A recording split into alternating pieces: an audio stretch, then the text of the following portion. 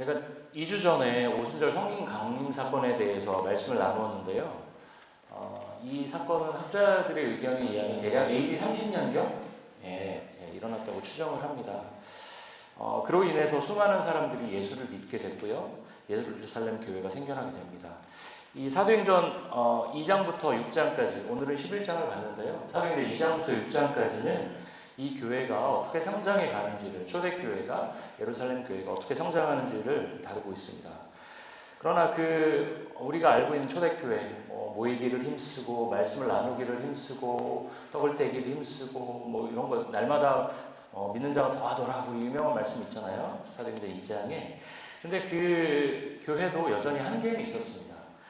당시 초대교회 예루살렘 교회는 예루살렘과 유대 지역에서만 열심히 복음을 전하고 있었습니다. 그러다 어떤 일이 벌어지죠? 사도행전 7장에서 스데반이 등장합니다. 스데반이, 당시 스데반의 설교가 굉장히 길게 사도행전에서 이렇게 표현이 되어 있는데요. 굉장히 그 맥락으로 보면 과격하게 설교를 합니다. 니네 진짜 잘못했어. 당신이 정말 큰 잘못을 한 거야. 그래서 과격하게 설교를 합니다. 어떻게 되죠? 그리고 돌에 맞아서 죽게 됩니다. 이 스데반의 일로 교회에 본격적으로 핍박이 일어났습니다. 예수를 믿다가는 어떻게 돌에 맞아서 죽을 수도 있구나라고 생각을 하게 되죠. 그래서 사람들이 도망을 가게 됩니다. 사도들만 남겨지고요. 나머지 사람들은 전부 사방으로 흩어지게 됩니다. 그래서 복음이 이 사마리아 지역에도 전해지게 되는데요. 그러다가 9장에 이르면 스데반이 죽었을 때 그 증인되었던 사울이라는 사람이 다메섹으로 가죠. 우리가 잘 아시는 분들도 많이 계시겠지만 다메섹으로 가는 길에서 예수님을 극적으로 만나게 됩니다. 그러다 9장 32절부터는 다시 바울 얘기가 쭉 나올 것 같은데 갑자기 베드로 얘기가 또 껴들어요. 베드로가 루다와 요파 지역에서 병든 여인들을 고치는 얘기가 나옵니다. 그리고 이 무렵에 또 중요한 인물 고넬료라는 인물이 등장합니다. 고넬료는 누구죠? 고넬료? 가이사랴라는 동네에 거하는 로마 군인이었습니다. 백부장이라고 표현하죠. 백부장이 뭐죠? 부하가 100명 있는 사람들이에요. 그러니까 꽤 높은 직책이겠죠. 여기서 이 고넬료는 헬라인이었습니다. 헬라인, 그러면 이것도 어렵게 들립니다. 헬라인이 뭐죠? 그리스어를 쓰고 그리스 문화권에서 사는 사람이죠. 네, 그렇죠. 이 성령 하나님께서는 베드로에게 고넬료의 집에 가라고 명령을 하시죠. 그래서 성령의 음성을 들은 베드로는 고넬료의 집에서 복음을 전하게 됩니다. 그런데 이게 이방인에게 복음을 전한 거잖아요. 헬라인이면 이방인이니까. 사실 이방인에게 복음을 전했다라고 우리는 그냥 당연하게 생각할 수도 있지만 이 소식을 들은 예루살렘 교회의 지도자들은 혼란에 빠지게 됩니다. 사도 베드로가 이방인의 집에 들어가서 복음을 전하고 세례를 주었다고? 갑자기 너무 놀라게 됩니다. 그런데 사실 우리가 사도행전 1장 8절에서 뭐라고 하고 있죠? 땅끝까지 이르러 내 증인이 되라고 얘기하고 있죠. 그렇게 말씀하셨지만 예수님의 얘기를 들었지만 예루살렘 사람들은 이방인에게 복음을 전할 마음이 없었습니다. 그들의 세계관에서 복음은 이스라엘 백성들만을 위한 것입니다. 그런데 하나님께서 베드로에게 환상을 보여주시면서 이방인이었던 고넬료에게 복음을 전하게 하시죠. 오늘 설교 본문 앞부분인 11장 1절부터 18절까지는 베드로가 자신이 어떻게 해서 이방인인 고넬료에게 복음을 전하게 되는지에 대해서 이스라엘 사람들에게 설명하는 장면이 있는데요. 11장 2절부터 4절까지 말씀을 한번 같이 읽어볼까요? 시작. 베드로가 예루살렘에 올라갔을 때 할례자들이 비난하여 이르되 내가 무할례자의 집에 들어가 함께 먹었다 하니 베드로가 그들에게 이 일을 차례로 설명하여. 네. 당시 예루살렘에서 예수를 믿게 된 사람들은 이방인들에게 복음을 전하는 것에 대해서 거부감을 갖고 있었죠. 그러나 성령께서 아까 말씀드린 대로 베드로를 이끌고 이방인 고넬료에게 복음을 전하게 하셨습니다. 여기서 오늘 본문인 19절을 한번 보도록 할 텐데요. 19절 한번 같이 보겠습니다. 시작. 그때 스데반의 일로 일어난 환란으로 말미암아 흩어진 자들이 베니게와 구브로와 안디옥까지 이르러 유대인에게만 말씀을 전하는데 라고 되어 있죠. 네, 이렇게 흩어졌어요. 많이 흩어졌죠. 여기 뭐 지명이 나옵니다. 뭐 베니게, 구브로, 안디옥. 여기서 그때가 어떤 때죠? 지금 교회, 사실 두 번째 교회, 오늘 본문은 어떤 교회에 대한 얘기를 하고 있는 거죠? 안디옥 교회. 첫 번째 생긴 교회는 어떤 교회죠? 예루살렘 교회. 흔히 초대교회라고 불리는 교회입니다. 근데 그 예루살렘 교회에 있던 멤버들은 어떻게 했다고요? 이스라엘 사람에게만, 유대인에게만 복음을 전했다고 얘기하고 있습니다. 그때 어떤 일이 벌어지죠? 흩어진 사람들을 통해서, 안디옥에 이렇게 쫓겨난 사람들을 통해서 이방인들에게 복음이 전해지는 일들이 벌어집니다. 이 당시만 해도 이 예루살렘은 백부장 고넬료에게 복음을 전했다라는 얘기를 듣고 이제 그래야 되나? 정도를 고개를 끄덕이면서 이방인에게도 복음을 전하는 게 맞아? 그렇게 하는 게 맞아? 라고 약간 그렇게 할 무렵에 이미 성령께서는 새로운 일들을 시작하고 계신 것이죠. 이게 이 본문이 그냥 복음이 전해졌구나 라고도 볼 수 있지만 이거를 하나님 나라의 큰 관점에서 본다면 하나님의 천군 천사들은 드디어 이 복음이라는 것이 이스라엘이라는 경계를 넘어서 열방으로 전해진다라고 정말 천군 천사들은 잔치를 벌이고 기뻐할 만한 기념비적인 사건입니다. 하나님의 손이 함께 하셔서 수많은 사람들이 예수를 믿기 시작한 거죠. 안디옥 교회를 중심으로 이방인 전도가 시작된 겁니다. 네, 여기서 지도를 한 장 볼 텐데요. 저희가 아마 이게 조금 글씨가 좀 잘 안 보이시겠네요. 여기가 예루살렘입니다. 여기가 예루살렘. 여기는 뭐죠? 지중해죠. 여기는 구브로. 현대 지명으로 하는 키프로스입니다. 구브로라는 섬이 있고요. 크레타 섬이 있고요. 아까 구레네와 구브로와 여기가 이제 가이사랴고요. 가이사랴. 그리고 여기가 안디옥입니다. 안디옥 우리가 아는 안디옥이 두 개가 있는데요. 이쪽에도 안디옥이 하나 있고 이쪽에도 안디옥이 하나 있는데요. 오늘 안디옥 교회가 생긴 곳은 수리아 쪽의 안디옥입니다. 그리고 베니게라는 지역은 여기 현대 지명으로 한 페니키아인데요. 두로와 시돈 쪽의 해안 지방을 얘기합니다.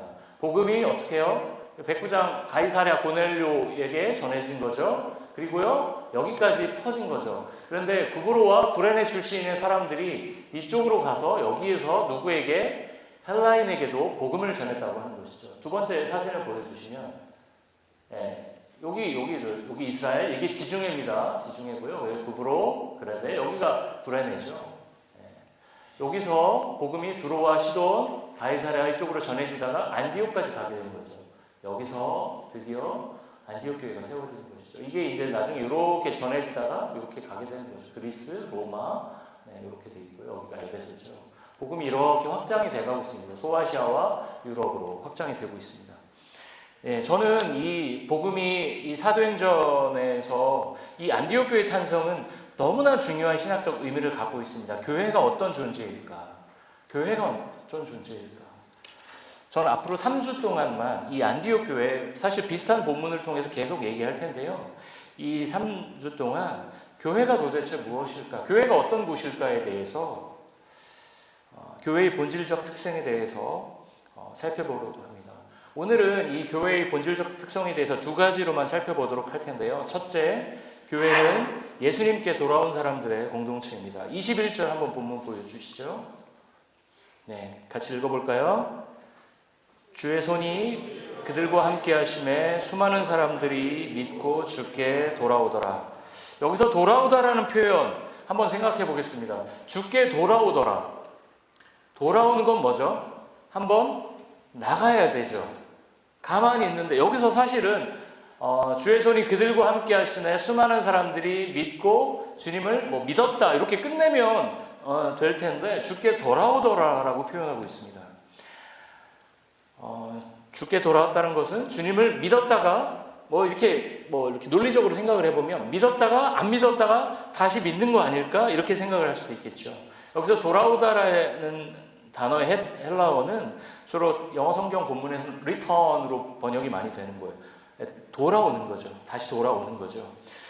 개역 개정판에 돌아오다라는 번역 적절해 보입니다.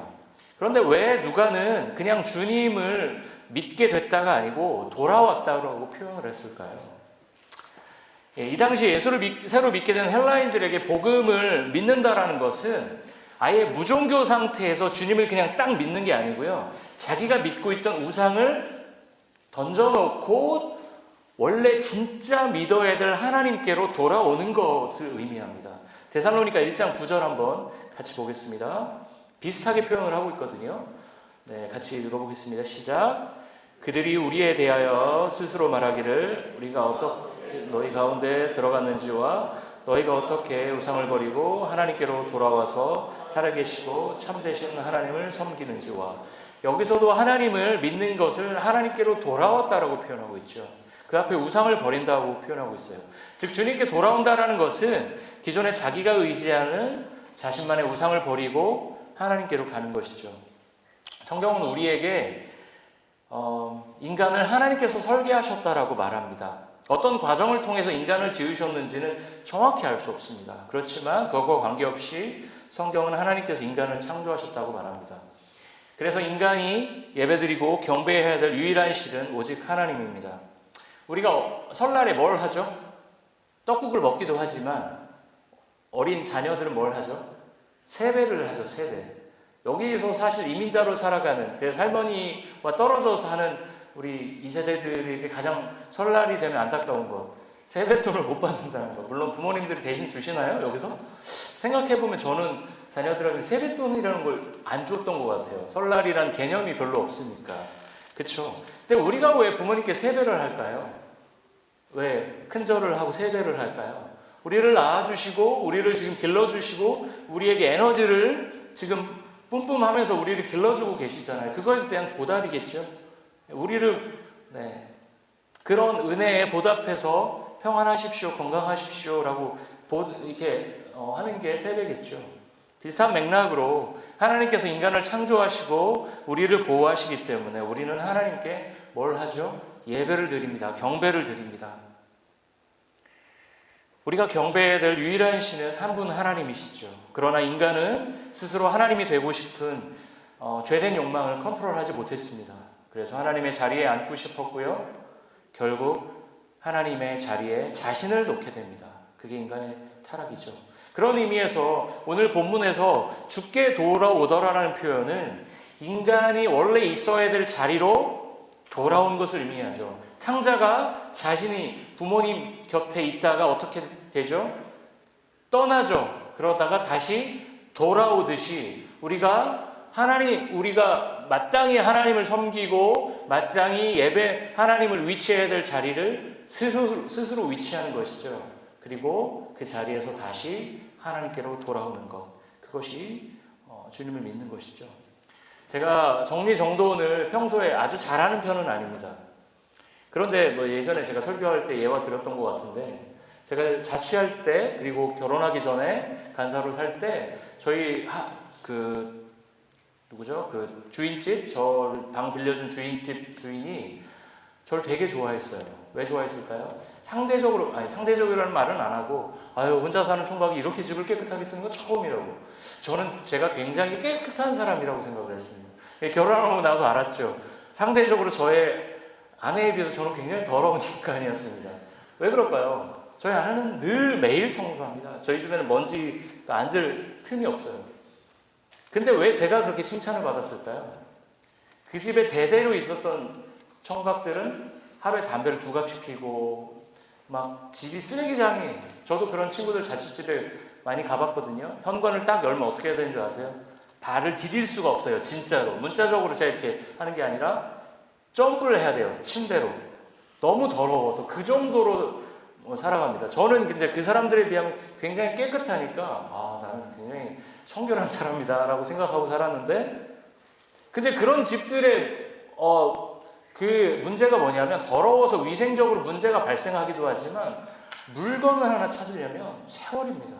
물건이 제자리에 있는 경우가 없습니다. 그렇죠? 화장지가 제대로 있는 곳에 있는 경우가 없고요. 숟가락이 제대로 보관되어 있는 적이 없어요. 항상 설거지통에 있든지 어디 쓰레기통에 처박히기도 하고요. 물건이 제대로 있는 곳에 있는 적이 없습니다. 물건도 원래 있어야 될 곳에 있을 때 그 역할을 다하는 것처럼 우리 인간도 원래 있어야 될 하나님의 품에 있을 때 우리는 뭘 느끼죠? 진정한 자유를 느낍니다. 진정한 평화를 느낍니다. 진정한 화평을 느낍니다. 우리 인간이 본래 이런 존재로 설계됐구나라는 것을 하나님과 함께 거할 때 우리는 느낄 수 있습니다. 여러분 그런 적 있으시죠? 내가 이것만 있으면 정말 좋겠다. 저는 영주권이 없지만 영주권 받으면 진짜 너무 좋다고 하더라고요. 이틀 정도. 네. 우리에게 너무나 소중하고 그것을 위해서 몇 년 수고했지만 그 유효기간은 며칠 가지 않는 게 우리가 살고 있는 세상의 여러 가지 것들입니다.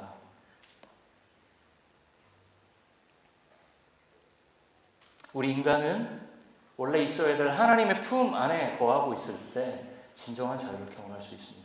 주빌리 교회의 모토 혹시 기억하는 분 계신가요? 주빌리 교회 모토 자유와 회복의 하나님 나라 공동체 주빌리 교회입니다. 여기서 자유가 의미하는 바가 두 가지가 있는데요. 한 가지만 간단히 살펴보려고 합니다. 첫 번째는 죄의 권세로부터의 자유입니다. 오늘 저는 복음에 대한 얘기를 하려고 합니다. 사실 너무 많이 들은 얘기일 수도 있어요. 너무 많이 들어서 오늘 또 그 얘기인가? 근데 제가 사실 이 복음이라는 것에 대해서 아주 자세하게 설명한 적은 별로 없는 것 같습니다.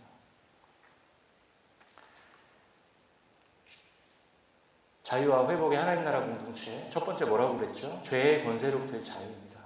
사탄은 늘 우리를 공격합니다. 당신 이것 때문에 안 돼. 당신은 잘하는 것도 없잖아. 당신이 예수 믿는다고 해도 별로 바뀌는 건 없어. 사탄은 우리에게 늘 거짓 메시지를 줍니다. 교회 다녀봐야 옆에 같이 예배 드려봐야 남남이지. 결국에는 가족밖에 안 남잖아. 사탄은 계속 우리에게 거짓 메시지를 줍니다. 그러나 사탄의 죄의 권세가 우리를 정죄하더라도 우리가 주님께 돌아온 자라면 우리는 더 이상 죄의 권세에 휘둘리지 않습니다. 우리는 어떤 존재들이죠? 예수님의 십자가 보혈로 깨끗함을 받는 자들입니다. 우리는 주님이 주시는 은혜로 거저 구원받은 자들입니다. 그래서 우리가 살아야 될 자리는 죄책감과 정죄의 자리가 아니라 은혜의 자리입니다. 그래서 진정한 자유는 하나님과 멀리 떨어져서 아쉬울 것 없는 상태로 자신만의 스타일로 거침없이 살아가는 상태가 아니라 하나님께서 설계하신 하나님의 뜻 안에 거하는 것입니다. 진정한 자유는 무질서한 방종이 아니라 하나님의 뜻 안에서 질서 있게 살아가는 것입니다.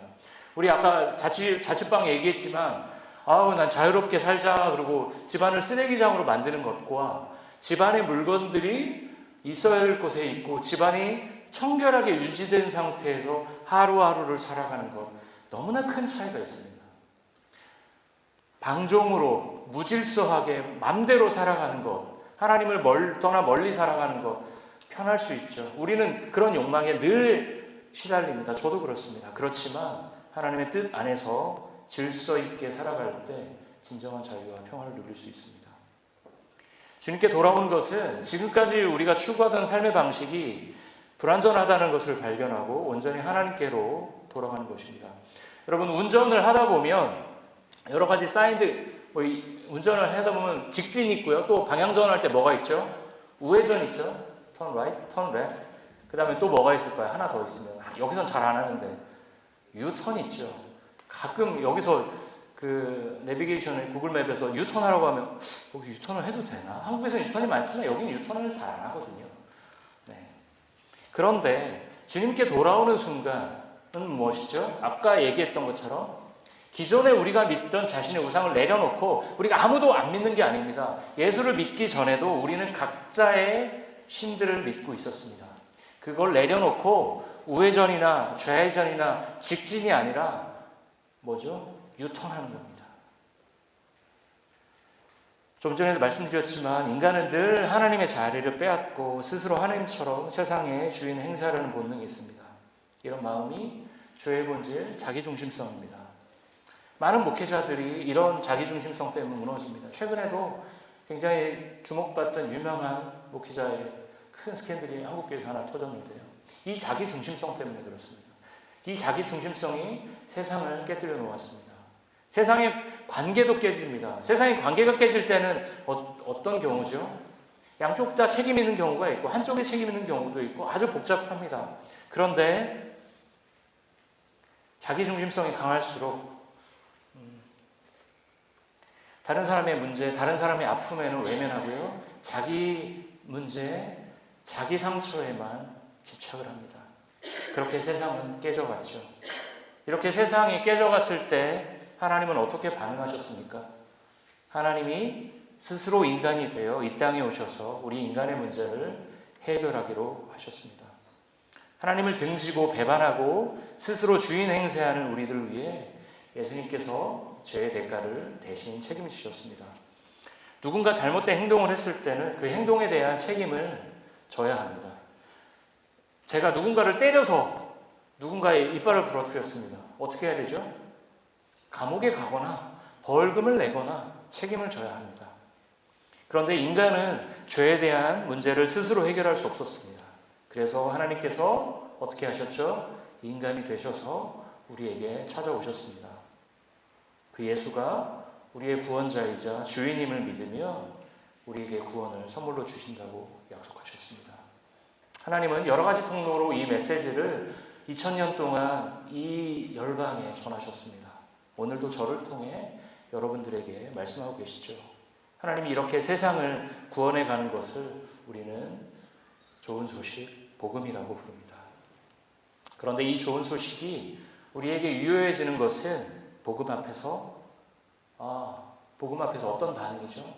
진심으로 이 복음에 대해서 인격적으로 반응하고 정말 그런 일이 일어났구나. 정말 그런 일이 일어났구나. 이게 내 삶에서 영향을 주는 거구나 라고 반응할 때입니다. 하나님은 우리를 인격적으로 대하시는 분이십니다. 우리의 인격적 반응을 기다리십니다. 억지로 절대 끌어가지 않으십니다. 하나님은 오늘도 이렇게 말씀하십니다. 내가 내 생명을 바쳐서 너희를 사랑했단다. 내 사랑을 받아주겠니? 하나님은 이렇게 우리에게 오늘도 초대하십니다. 이런 하나님의 초대는 단지 우리를 사랑해서 우리의 죄를 눈감아 주시는 것이 아닙니다. 우리의 잘못에 대한 정의로운 대가를 예수님이 대신 지불하셨으니까 이제는 우리에게서 분노를 거두시고 우리에게 더 이상 책임을 묻지 않으시겠다고 선언하시는 겁니다. 그런 위대한 초청 앞에 여기 계신 많은 분들이 이미 반응하셨을 겁니다. 주님, 제가 주님의 사랑을 입은 자입니다. 제가 주님의 제자로 살겠습니다. 이렇게 반응하셨을 겁니다. 아직 주님을 만나지 못하신 분도 있을 겁니다. 과정 중에 계신 분도 계실 겁니다. 주님이 오늘도 여러분을 기다리고 계십니다. 우리는 이 주님 앞에 지금까지 내 인생의 주인이 나였구나. 내가 마땅히 심판받고 죽을 수밖에 없는 나를 주님이 살리셨다는 것을 믿고 어떻게 해야 되죠? 돌아서야 합니다. 하나님이 우리를 위해서 하신 위대한 일을 받아들일 때 우리는 하나님을 향해 돌아설 수 있습니다. 이것을 우리는 흔히 회개라고 부릅니다. 회개는 흔히 생각하듯 잘못한 것을 후회하는 것이 아닙니다. 회개는 아까 말한 유턴과 같은 방향 전환입니다. 그러므로 이제 예수님이 나를 위해 죽어주심을 진심으로 의지한다라면 우리와 하나님의 관계는 바뀝니다. 성령 하나님께서 우리와 내주하시면서 우리를 위해 중보하십니다. 성령 하나님은 하나님이 구원받은 자에게 주시는 약속의 증표입니다. 성령님이 하시는 가장 중요한 일은 우리로 하여금 예수님을 깨닫고 하나님을 아버지라고 부를 수 있게 하는 것입니다. 성령 하나님이 우리의 내면에 충만할 때 우리는 진정한 자유와 평화를 누리게 됩니다. 이 사도행전의 이야기는 이렇게 우리를 위해 돌아가신 예수 그리스도를 인격적으로 믿고 받아들이는 사람들의 아름다운 이야기로 채워져 있습니다. 이 아름다운 복음 전파의 이야기들이 그들의 이야기가 아니라 저와 여러분들의 이야기가 되기를 진심으로 기도합니다. 주님은 오늘도 우리를 기다리십니다. 우리가 주님이 주시는 그 십자가의 은혜에 힘입어 성령의 도우심으로 진정한 자유인의 삶을 살기를 원하십니다. 그 초청에 기쁨으로 반응하는 저와 여러분 되시기를 기도합니다. 여기까지가 주께 돌아온다라는 21절의 말씀. 교회는 그럼 결국에 뭐죠? 결론적으로 교회는 주님께 돌아온 사람들의 공동체입니다. 아, 내가 지금까지 믿던 나만의 우상을 내려놓고 주님께 돌아가자.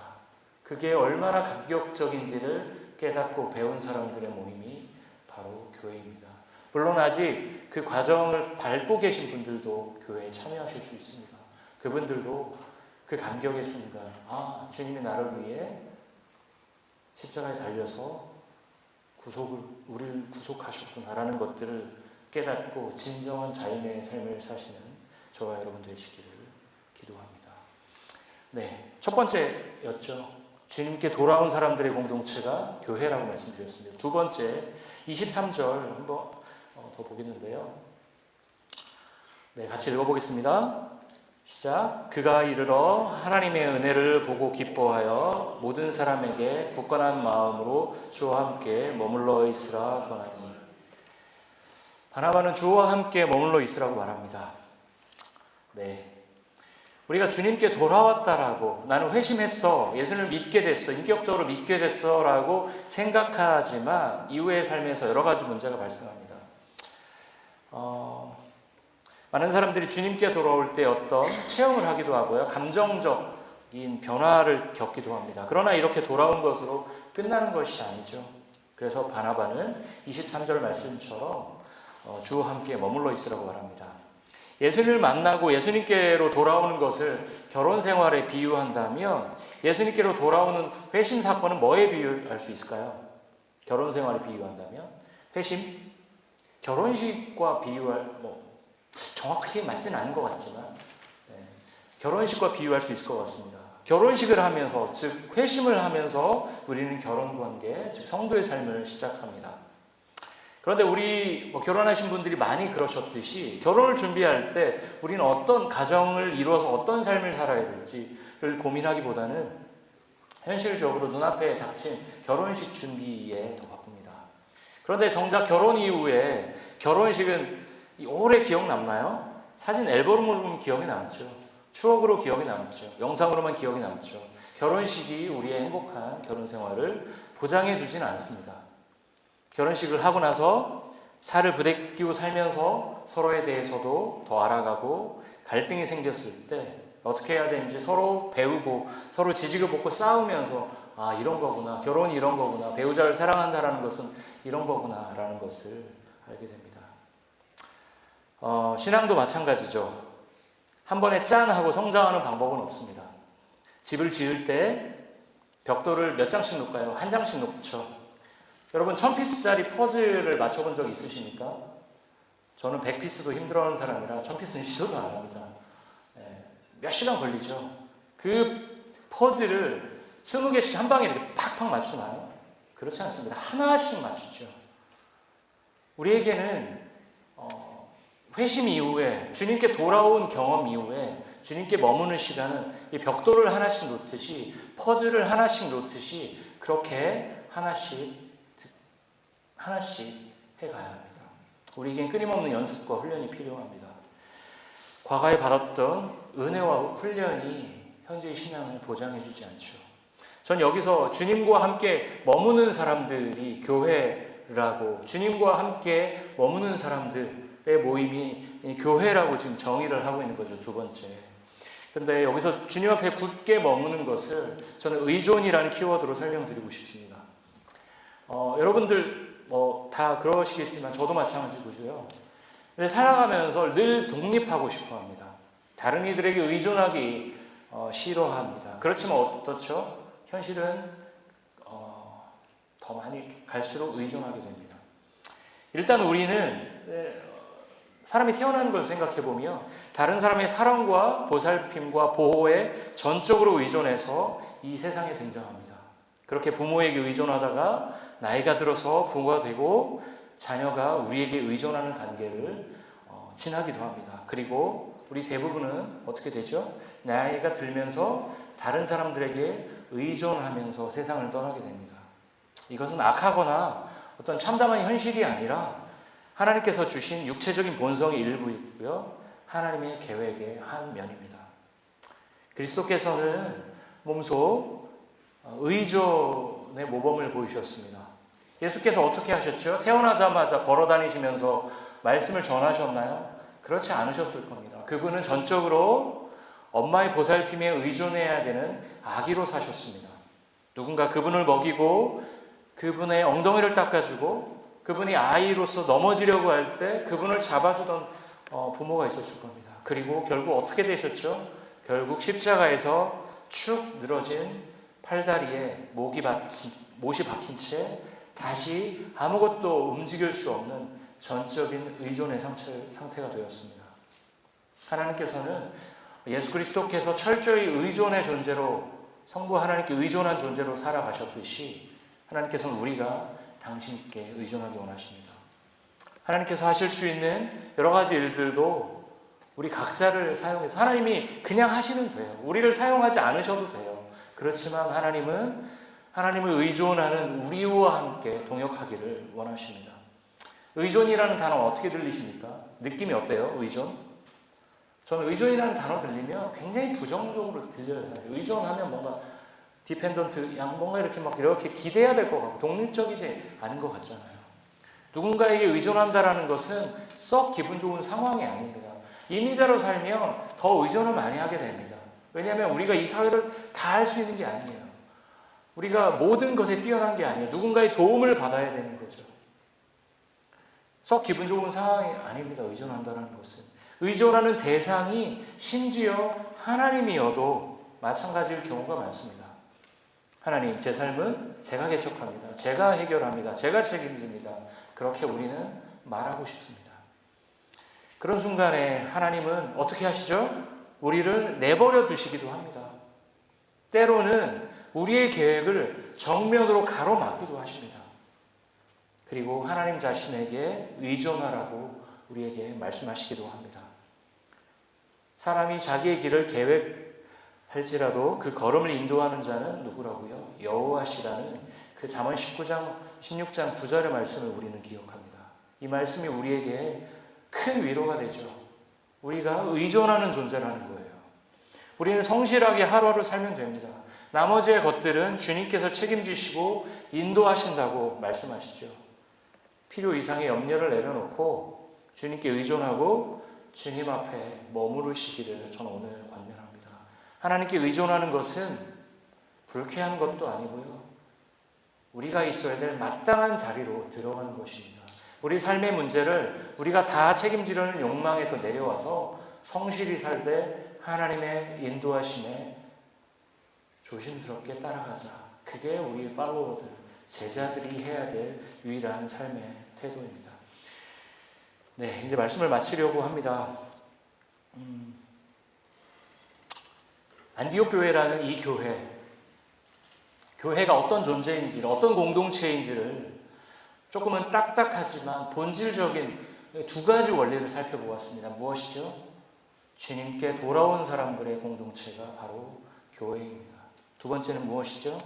주님과 함께 머물러 있는 사람들, 주님께 의존하는 공동체가 바로 교회입니다. 교회는 주님께 돌아오는 회심의 일들이 일어나고 주님과 함께 머물러 있으려는 분투들, 그 노력들이 일어나는 공간이 바로 교회입니다. 주빌리 교회 안에서 이런 일들이, 이런 꿈을 꾸는 분들이 많아졌으면 합니다. 숫자적으로도 많이 늘어나면 좋겠지만 숫자적 부흥을 뛰어넘어서 이 안에서 회심의 열매가, 영적 성장의 열매가 주님과 함께 머물러 살아가면서 진정한 자유인의 삶을 살아가는 저와 여러분들이 된다면 주빌리 교회를 하나님께서 쓰고 계시는 것입니다. 주빌리 교회가 이번 8월이 되면 14주년이 됩니다. 14주년 동안 인도해 주신 하나님께 감사를 드리면서 앞으로의 14년을 하나님께서 어떻게 쓰실까 우리는 고민하고 또 기도해야 합니다. 그런 의미에서 우리는 주빌리 교회는 어떤 공동체가 되어야 되겠죠? 주님께 돌아오며 주님께 머무는 공동체로 지내야 합니다. 더불어 내가 주님 앞에 머물고 주님께 돌아가는 것도 중요하겠지만 내 옆에 동료가 나와 마찬가지로 주님께 돌아오고 주님께 머무는 길을 도우며 하루하루를 살아가는 저와 여러분 되시기를 기도합니다. 주빌리 교회가 주님께 돌아오는 사람들 그리고 주님 앞에 머무는 사람들로 북적거리는 교회가 되기를 기도합니다. 그 아름다운 천국의 잔치에 함께 해주시기를 기도합니다. 성령 하나님께서 저와 여러분들을 도우실 것입니다. 말씀을 마치겠습니다.